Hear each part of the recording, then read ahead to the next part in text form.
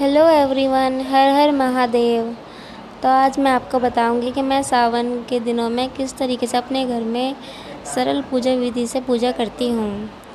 आज सावन का दूसरा दिन है और मैं कुछ इस तरीके से अपने घर में पूजा करती हूँ। पहले शिवलिंग पर गंगा जल चढ़ाएं और फिर उनके ऊपर दूध से अभिषेक करें शिवलिंग के ऊपर, और फिर गंगा जल से फिर स्नान कराएं। तो कुछ इस तरीके से 3 बार कराना चाहिए। फिर कोई भी एक साफ़ थाली लें। आप कैसी भी थाली ले सकते हैं, पीतल की, किसी भी तरह की थाली ले सकते हैं। अब उसमें चंदन से ओम बनाएंगे। ओम बनाने के बाद आप थोड़ा पानी लगा के अच्छे से ओम बनाएं और फिर उसमें शिवलिंग को स्थापित कर दें। शंकर जी की पूजा करने से सावन के दिनों में शंकर जी का आशीर्वाद प्राप्त होता है। अब उनके बाद बेलपत्र चढ़ा दें। अब पुष्प चढ़ा दें। आप किसी भी तरह के पुष्प ले सकते हैं। अगर आपको सफ़ेद पुष्प ना मिले तो किसी भी रंग के पुष्प चढ़ा सकते हैं। फिर उनको चंदन से जैसे तिलक लगाएंगे, इस तरीके से कुछ तिलक लगाने के बाद अब उनके पास एक दिया जलाएंगे।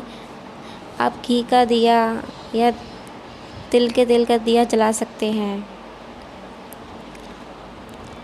पर इस बात का ध्यान रखें, जहाँ आप पूजा कर रहे हो वो जगह बहुत साफ़ हो और अपने मंदिर की सफाई करके तब पूजा करें।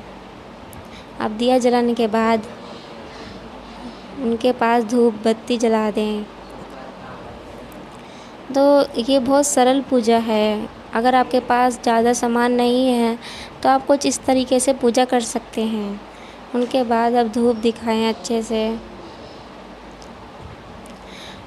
आपको पूजा करते समय ओम नमः शिवाय, ओम नमः शिवाय बोलते जाना है। आप कुछ इस तरीके से धूप बत्ती उनके पास रख दें। फिर उन पर अक्षत चढ़ाएँ। अक्षत चढ़ाने के बाद कुछ मिश्री के दाने चढ़ा दें। वैसे तो मैं कुछ भी मीठा बनाती रहती हूँ, ये नहीं कि रोज़ एक जैसे चढ़ाएँ, कुछ ना कुछ अलग अलग चेंज करते रहना चाहिए। वैसे तो भगवान को आप अपनी श्रद्धा से कुछ भी चढ़ा सकते हैं।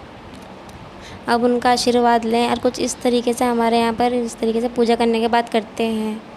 तो कुछ इस तरह से आप कर सकते हैं पानी से। फिर उनकी आरती उतारें और 108 बार ओम नमः शिवाय मंत्र का जाप करें। तो दोस्तों, कुछ इस तरीके से आप भी अपने घर में सरल पूजा कर सकते हैं।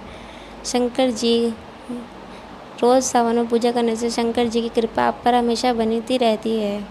ओम नमः शिवाय, हर हर महादेव।